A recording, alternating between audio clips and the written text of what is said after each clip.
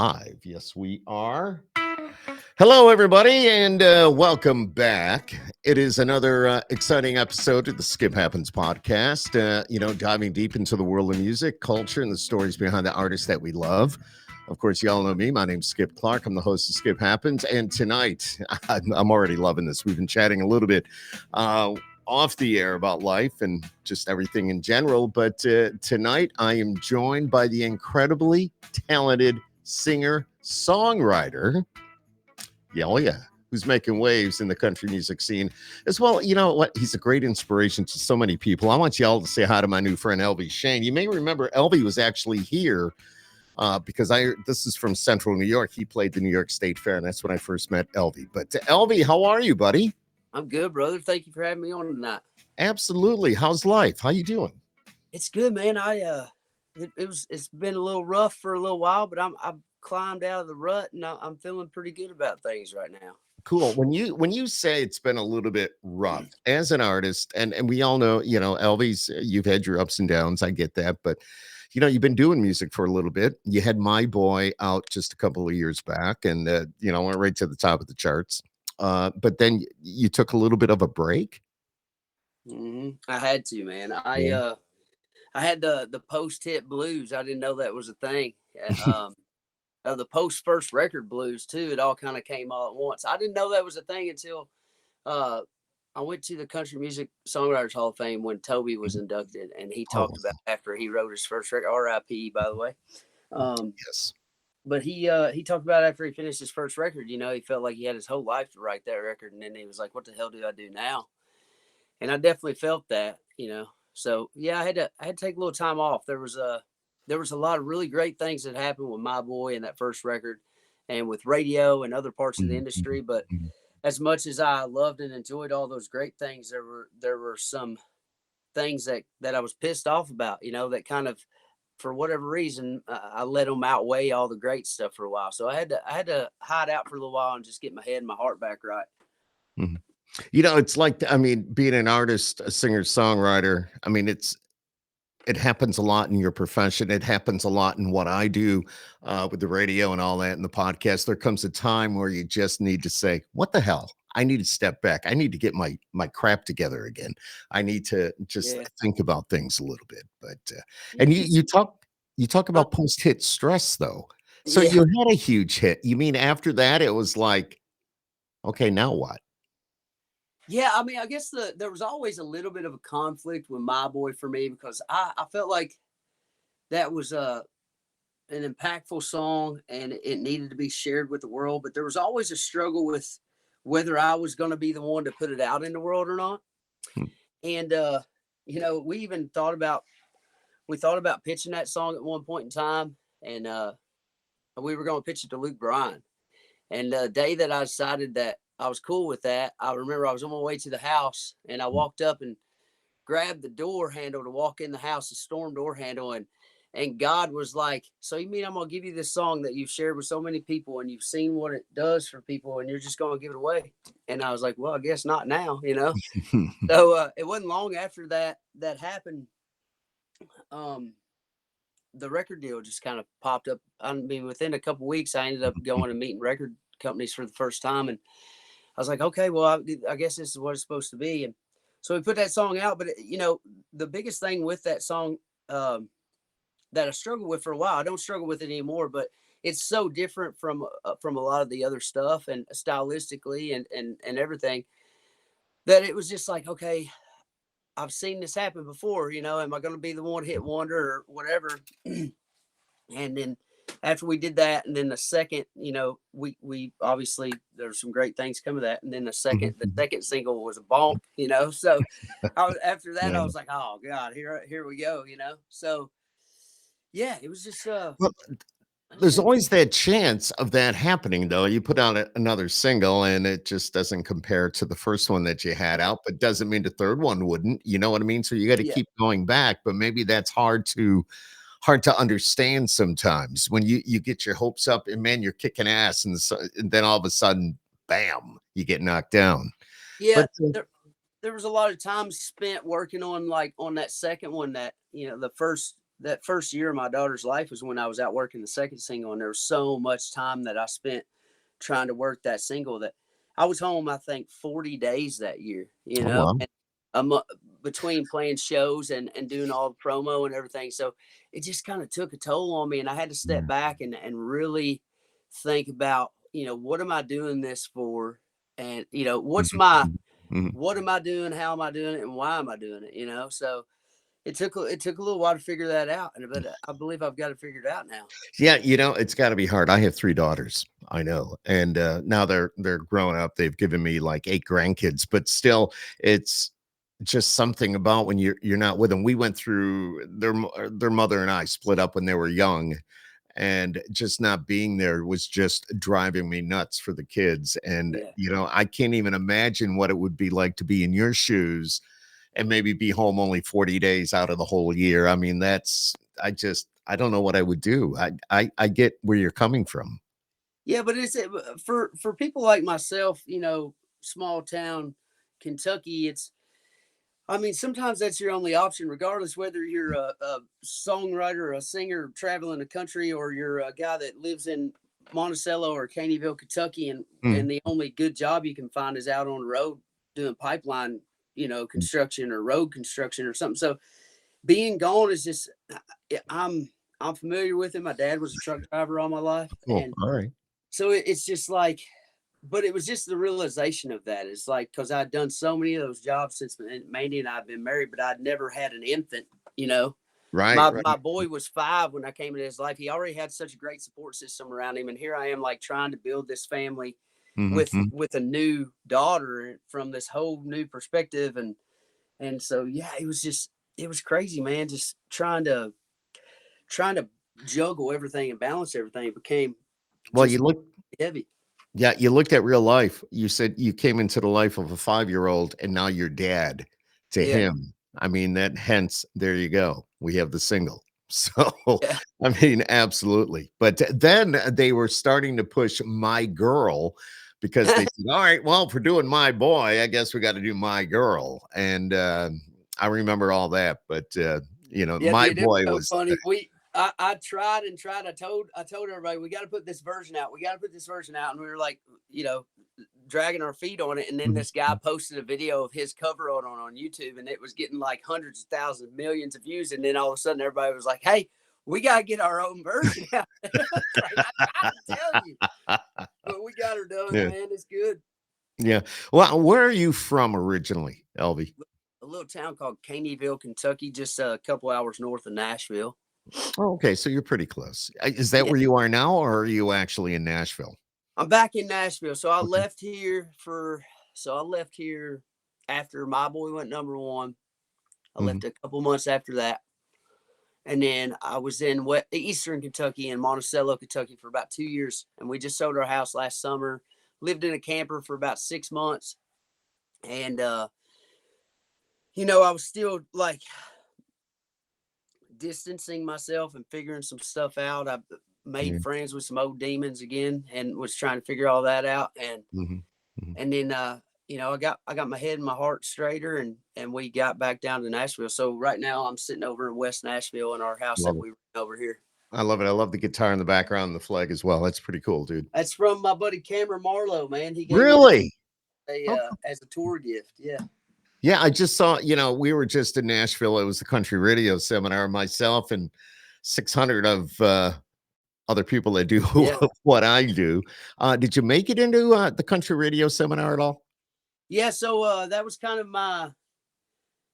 my first step, like, back in to let everybody know I'm here. And man, it Mhm. was so awesome.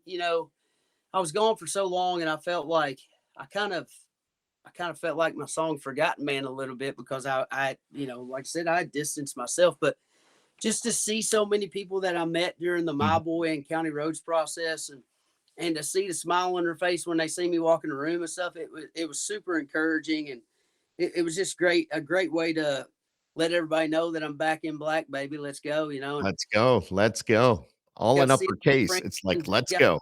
Yeah, Yeah, yeah, man. I mean, I love that's that. how I feel now. It's and good timing too, because I'm about to Mhm. come out with a new record. So I'm just glad to be where I'm at now versus where I have been. It has been a road to Damascus, and that's what the I record's was, called. yeah, I It want to was that. talk about that too, and that's one of the reasons we have you on here tonight on Skip Happens.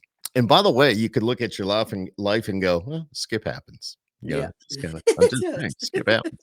Um, but Damascus is your sophomore album, and Hmm. tell us a little bit about that. Man, I think to tell you about that, I got to start with the last record. Okay. Backslider was definitely. I'm definitely proud of Backslider. Hmm. It was a collection of the best songs I felt like I had that were honest to me from I mean, like, Toby Keith said at his Country Music Songwriters Hall of Fame induction, I had my whole my whole life to write my first record, and it's that second record that you're like, damn, what do I do now? Um, like I say, very proud of that record, but it was a much softer version. I didn't know that. I don't know. I wasn't quite comfortable just coming out of the gate swinging and telling everybody all the nitty gritty details of my life. But this second record, the only way that I could figure out how to go on was to just dive a little deeper. And Hmm. so I dove deeper with the stories, the history, and also with my influences. So, Damascus is partially called that because it was kind of a road to Damascus, trying to figure out what I was going to do next, and where I was going to come from, how I was going to end. I like to approach my records as a concept, and also name them something completely different, because that's a different body of work as well. I believe Hmm. I think Keith Urban is a guy that has always done that as well. Um, but I got into, just looking at some of my struggle. I've seen a lot of struggle in the world the last few years since all of that went down with My Boy and Backslider, Hmm. and I felt like that's how I related to people. And what I really have paid a lot of attention to is struggles such as addiction in rural areas, like the ones I grew up in, and prison reform and working class struggle. And that's all stuff that I know fairly well. So I Hmm. wanted to dip into that, and I wanted to reach out. I never want to make the same record twice. So I figured the only way to make this record completely different was to dive deeper into my influences, from everywhere from Johnny Cash to Mac Miller, and Hmm. everything in between, Foo Fighters, Nirvana, everything. So Yeah. we took a sonic approach that was just kind of no fences, no barriers, no rules, and also melodically and lyrically, and it ended up producing a record that I'm probably more proud of and then more excited about than I was my original record. I love it. I can't wait to hear the whole project. I mean, this is going to be really cool because we need Elvie Shane. We need you. We need you on country radio. Thank We you. just your music is like you say, it's telling a story, and it's a lot that you've experienced, and it's a lot that you're able to help others because of what you've been through.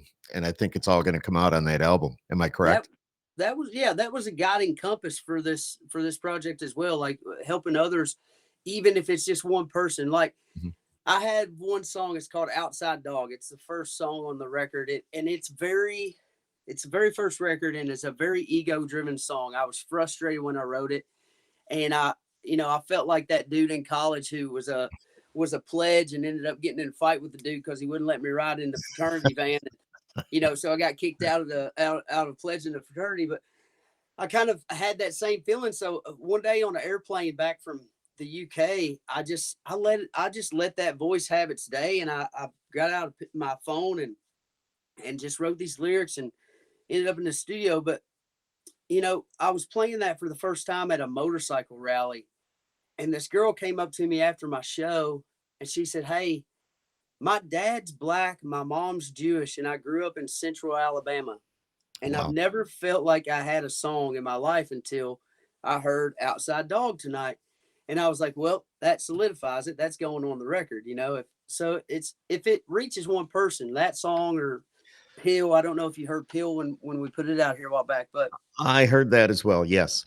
Yes. so that song was written with the hopes of one person riding down the road hearing it one day on a playlist or on the radio or wherever it ended up, Mhm. and it making them just hearing it from somebody, hearing the rhetoric and the verbiage to know that whoever wrote this song has been there, Mhm. and Mhm. they and now they're coming through the speakers. It was in hopes that it would give them a little hope and maybe make them go home where the porch lights on, and everybody's waiting for them to come back. There you go.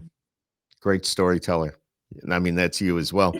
What is something about Elvie Shane that a lot of people don't know about? Well, let me Here grab we this go. real quick. Cool. I see I an just got, empty chair. I love it. I just got this today. Let's see. So something I've been into for a while that I don't really share with people because I mean I just love art of all forms, man, and Sure. I love to Sure. create. But something I've gotten into a lot here lately is old film photography. So this is a Oh my '88 God. model film camera, and I've got a page on Instagram. I've never told anybody this before, but I've got a page on Instagram. It's called Yesterday's Wind, and I just post some pictures and throw them up on there, and it's just kind of how I see the world. And I'm working on a project right now called Backstage, and it's about I worked production before I started all this, so I built Sure. stage and ran lights Mhm. and all and ran monitors for artists and stuff. And I want to highlight those guys because there's some really cool characters that do production work. So my plan with this camera in particular is to get portraits of guys out on the road and guys and girls who work in production. And one of these days, put together just a coffee table book, and just How with a cool. picture of somebody and maybe a little bit of their story in there and stuff. So Yeah. film So photography. where did you find that camera? Do they still sell those, or did you have to go to eBay or something like that? I mean, So this is my newest one. I literally just got it today. I'm dude, so excited. it's cool. I love this. But originally I got into it here a while back, and yeah, you could still find these things. They're I don't think they're really making cameras like this anymore. This is a '88 model. It's in mint condition. It's such an awesome, beautiful piece. But Mhm. uh, I got that one off eBay. I ordered it less than 40 hours ago from Japan, and the dude had it on my porch this afternoon. It's Oh crazy. shit. It was that quick. Yeah, Holy it's cow. such a cool thing, man. Everything today is so immediate. You post something and you wait, and you're like, oh, I hope people look at this. And we're always looking for instant gratification, but with this thing, it takes a while. You take the picture, you don't get to see what it looked like for, it might be a week before you're able to make it to the film lab, turn it in, and then it's another 2 to 5 days before you get the files back and you actually get to see your Yeah. pictures. So it's the only thing I can find in life right now that has delayed gratification other than going for a I run or a walk or working right, out. right, It right. sucks. Yeah, do you, I know we're supposed to be talking music here, but this is really interesting to me because every once in a while I go off on a tangent and just do something that I just different, but yet it can relate to what everything else is about. But, do you develop your own film? Do you do all that? No, I haven't got into that yet, but I'm definitely looking into it. The because that process is very expensive. So, Oh, I'm sure. I'm not able to do it as much as I would like, but it's a to develop and scan your own photos, to have the stuff to do that, you're looking at a good few $1,000s at the minimum. So it'll Mhm. be a little while before I make that kind of investment in it. For now, I've got the cameras that I feel like I would love to have that do what I want them to do. And right now I'm just focused on capturing the stuff I want to capture. I can't wait to see like this book that you're talking about, or maybe, we get back to doing vinyl, which is all coming back. I could see you doing something like that. And the actual, the case for the record would be a picture that you took or a combination of a lot of different things that you've been, like your life, and you're documenting different things. And that's Yeah. Elvie Shane. I That's love cool it. that you say that. I literally just earlier I got the idea to take a bunch of these pictures for my I'm always trying to figure out what the next record is, and like Mhm, mhm. there's always some kind of religious connotation to it. So I thought about like calling the next record like in his image or something, and having a bunch of different pictures of different people and putting them together in a way that it kind of looks like my. Have you ever seen where like you take a bunch of different pictures and it Yep, make yep, it look yep. like one image? Yes, So, yes. but it's like everybody from all different walks of life, all different colors and cultures, and it comes together Oh and my just God, makes a that's so picture cool. of my face for the next record cover. So I would definitely like to involve my work in the visual side of things later on. 100%, 100%.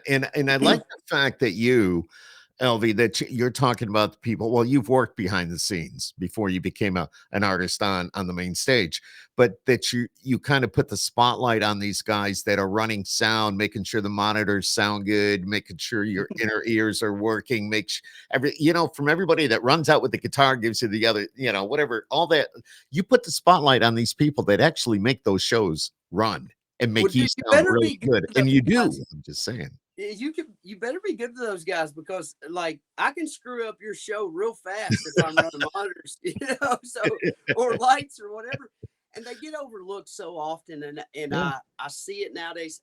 Honestly, man, I feel so much more comfortable hanging out with the production guys and those guys when we're doing shows than I do other artists even. I don't know. It's just I'm not that far removed from that world. So to me, like those are my people. I love So it. Do you have a name for I'm sure you have a fan club. You have the Elvie Shane fan club. Do you have a name for your fan club, or? not really, man. I don't think so. All right. We've called it the congregation. I used to be a There you preacher back in the day, go. so we've toyed around with some ideas for fan club names, but I I'm still growing the fan base, so maybe in the near future we'll see some kind of name pop up. I see it happening. I see it happening. And I can't wait. Like I said, I can't wait to hear the project with Damascus. But man, how many tracks are going to be on that? There's 13, which Okay. John Logan, the head of my label, he's not a fan of that Love number. John. Love John. He's I not a love fan of the 13. he don't like that number, man. Last time we were going to do Well, 13, and he asked me for two more. He was like, "It's too. I don't like that number. It's bad luck." well, he might have a point. What do you feel about that, though? You think you're just going to keep it at 13? I mean, it's probably at this point, it's too late. So, It's 13 this time. I feel like it's good luck. So, yeah. I don't know, man. I'm so excited for the world to hear this project. I'm proud of the songs that are already out there off of the project. You were talking about does heaven have a creek Oh, before my we God. hopped Yes. on, and as much as that the record starts with ego, it was important to me to make that song first to get the ego out of the way, focus on the stuff I feel like is important.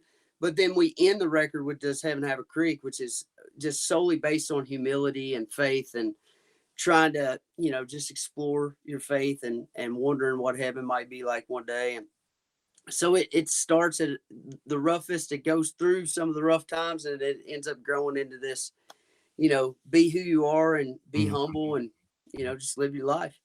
When you want to break free from everything, besides photography, what else do you do? Do you get out and hunt at all? I figured if you're from Kentucky, you might be, that type of countryside, the rural feel, get out and hunt, maybe fish. Do you do any of that? I hate fishing. I'm not patient. I No hate it, patience. but I love to hunt. Okay. Most of my hunting takes place in Texas. I've made friends with a big, great group of guys down in Texas. I go down there every year, do a little deer hunting, do duck hunting. This year we went sandhill crane hunting. We didn't see anything, but or we seen plenty. We didn't get a shot on anything, but I also just love, I get deer in the freezer, and it's like I would say it's a deer that I took down, but it's a deer that I missed, and my buddy grabbed the gun and took it down for me. So, uh, but we're providing food for the family that way. So I yeah, love it. I love to be outside. I love to work on. I got an old '74 Galaxy. I love that car. Just get out and ride around in it, and my Dude, daughter that's loves so it. cool. That's It so is cool. that was my boy, my number one gift to myself. So it's such a great car, man. It's actually in Wisconsin right now. A buddy of mine that owns a shop up there, he's going to put a lowering kit on it for me. But I met him in Eastern Kentucky, and we drove it all the way to Wisconsin, 3-day trip, Oh, wow. leaking gas out of the carburetor, showing wire on the front tires, and she never missed a beat, baby. She made it all the Really? way. Good car. You're Yes, sir. lucky it didn't catch fire if it was leaking gas out of that car, because that Well, drips down on the heads, man. That's pretty hot.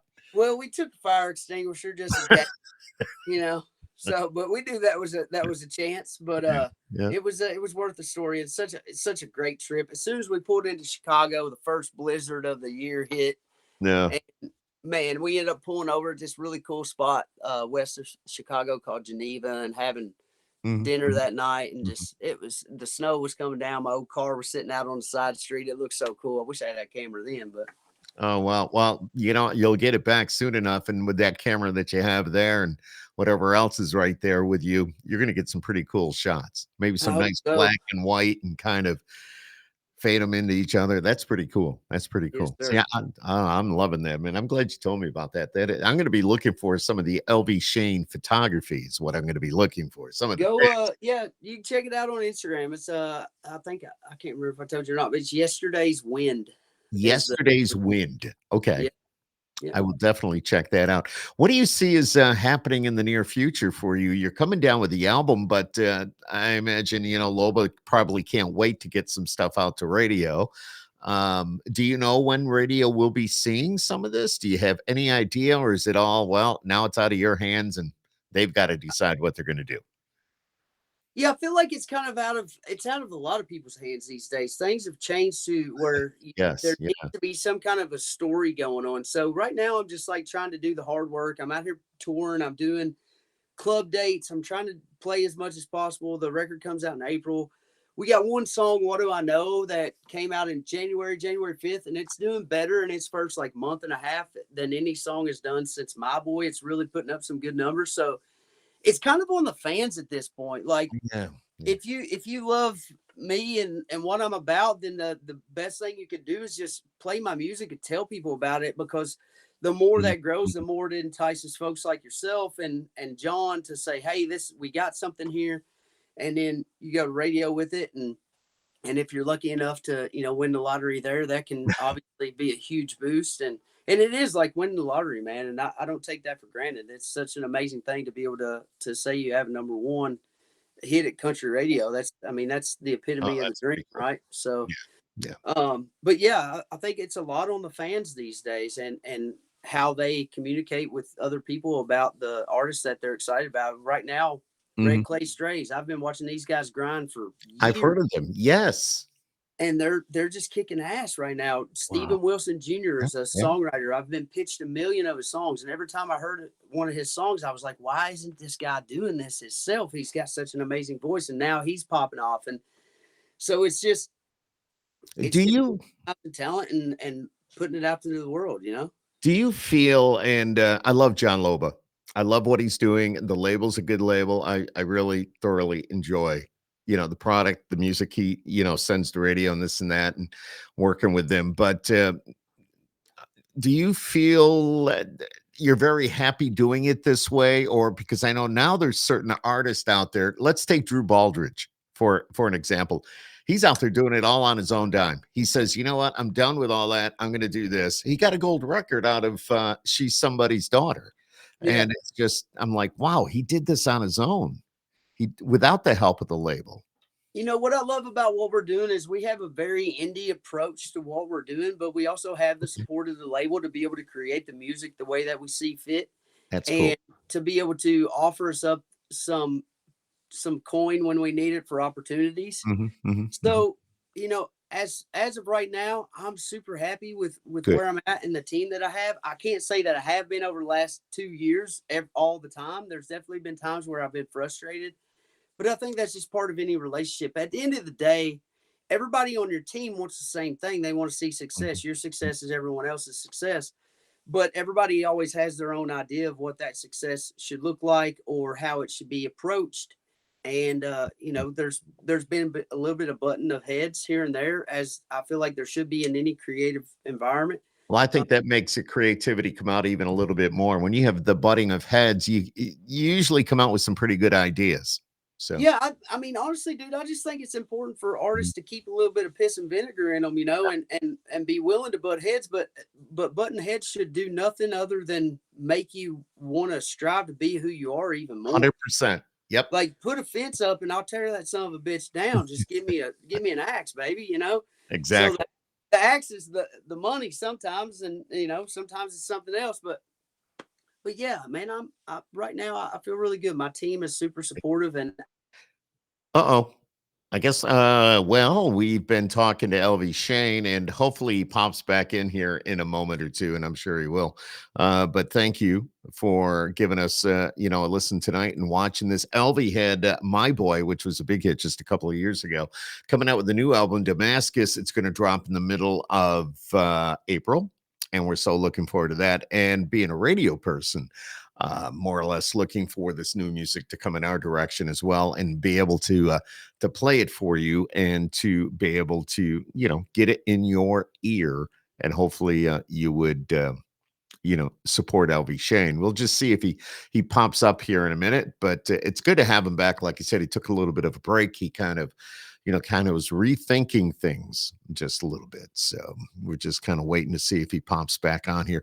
But in the meantime, after this, or on YouTube, if you subscribe to Skip Happens, we do these quite often, not only here, but with the radio station that I'm at, the Wolf in Syracuse. We also have the Inner Harbor Cast. So make sure you give it a subscribe, hit that button, and and help us out here a little bit. I'm waiting to see if he's going to pop back on. I don't know, but and you're welcome to put a comment in the side here if you're watching. You can comment on this as well. If you got a question for Elvie, if he comes back on, we'll make sure that he gives it a look at and answers the question. So that'd be kind of cool. And I'm just watching intently. That's what we do. But it's Skip Happens. That's why we call it Skip Happens.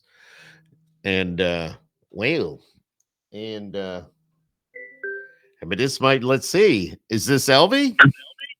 Yeah, man. My iPad just like went black on me. I don't know what the deal is. It's just got a line across it right now. I'm on my cell phone though. Is there any way you can let me back in? Well, actually, we are on right now because I answer the phone through the system here as we do the podcast. Everybody can see me, they can hear you. But dang, I've got my camera enabled on the app, but I don't know what. I don't know what happened. This thing's a little old, so maybe it's trying to get on me. Maybe it went dead. Did you plug it in? Well, before me and you started talking, it was at 47%. So I don't know. But you know what? I mean, we've had a great conversation, and we talked about Damascus, and that's the album that's going to drop in April. I've been telling everybody in the meantime while I was waiting to see if you're going to pop back in or give me a call, which you did, that, viewers need to go and check that out when it comes out. Let me ask you a question. Do you get back home in your hometown very often? I just went back this past weekend in Caneyville, where I'm from, and took my wife, my daughter up there, so my mom and dad could see my daughter and everything before we head off for Australia. This weekend we're headed there. So Australia. Yes, sir. Dude, that's like a 17-hour flight. Man, it's actually from Nashville. It's going to be 4.5 to San Francisco, and then 15.5 from San Francisco to Sydney. So, damn. As much as I'm looking forward to going to Australia for the first time, I am not looking forward to this flight. Can I ask, why are you going to Australia? Is it for shows, or is it just like we need to get away? No, so evidently they had this thing similar to the UK, like C2C. Okay. And they just got a bunch of artists coming out there, and they were nice enough to invite me this year. Very cool, dude. Well, I wish you a lot of luck on that. Not take the camera, because we do want to see some photos. I'm definitely going to take the camera. And when you perform, what's your a show, an Elvie Shane show? Can you describe one of those for us? It's pretty high energy, man. I mean, I think some people show up expecting My Boy, and then they get there, and we always do My Boy, of course, but the rest of the show, we literally were at rehearsals last week, and our problem was we had too many tempo songs, and I was like, I've never in my life had this issue before. So there's a lot of energy, but there's also a lot of segments in the show where I really hope you'll just listen to what I have to say. I've got a song I'm really excited about coming out on a record called 215634. It's a friend of mine, my oldest childhood friend. He's serving a life sentence right now for reckless homicide. But a guy, he threatened to kill my buddy, and he kicked in the door, and with a gun to kill my friend. And my friend, he was a felon, but he knew this guy was after him, so he acquired a gun. And when that guy kicked in the door on him, he shot and killed this man. But Oh my God. since he was a felon in possession of a firearm, he couldn't claim self-defense, and that something about that just don't sit right with me. So, that's part of the record of me, like feeling like there's other people's stories besides my own that need to be told. And, I just hope there during those segments of the show that people are, I know everybody's there to have a good time and get away, but also it's a Right. good opportunity for us to unite and think about things that really need to be thought about and remember, and think about people that we need to remember and think about as well. Absolutely. Absolutely. Are you on any major concert tours coming up this summer? Do you know of as of yet? Not as of right now. Travis Tritt's been really good to us this year at throwing us a few shows. Got some shows with Blackberry Smoke, playing the Ryman with Blackberry Smoke. Cool. June 21st. Really excited for that. It'll be my first full concert at the Ryman. I went and played a couple shows during Darius and Friends a couple years back, but this will be the first full set we've played. I've kind of thrown all pride out of the window. I've reached out to a few people that I've made friends with over the last few years and just said, hey, if you got any opportunities for us on tour this year, call me Johnny on the spot. I'll be there. But Cool. As of right now, we haven't got any offers just yet. I think those offers will come in. Don't worry. When Damascus comes out and people start hearing what you're all about, and I think a lot of people already know what you're about. I think that, my opinion is, we'll probably see you on the road somewhere. Man, I think they'll really get it. I think they'll know what I'm about after this record. I didn't really even know what I was about 100% until this record was, about 3/4 of the way put together. And I've really found my why during this record. And for the most part, man, it's just blue collar working class people and the struggles and perseverance, that they endure in their day-to-day lives. And that's just where I come from and what I know, and that's what I want to talk about. So absolutely. Here on Skip Happens tonight, we've been chatting with Elvie Shane, as I mentioned a few minutes ago, as well as when we started. Elvie from My Boy a couple of years back. I mean, the song that went right to the top, touched the hearts of millions, and that's all about his relationship now, coming into a life and being called dad to already a 5-year-old. It's just, to me, that's just so awesome. And it's just now your stories and everything you've been through, and now bringing it all to the forefront on Damascus. And I can't wait I can't wait to hear this thing. I know Loba could be watching this right now and going, all right, get it to Skip right now. Let's get it out. But, and I wouldn't say no. So well, I thank love you, it, man. Absolutely. You know what, my friend, I'm going to let you go, and I do appreciate you coming on Skip Happens tonight. Some great information, and it's just, you're back. Not that you ever left, but you're back. And I'm back, man. My head and my heart's in a good place. So and it sounds it, and I'm very excited for you, and I pray for your success. And I want to see those pictures, dude. I love that stuff. I love it. Absolutely. So if you get creative, I'll keep trying to pump them out for you. Do it.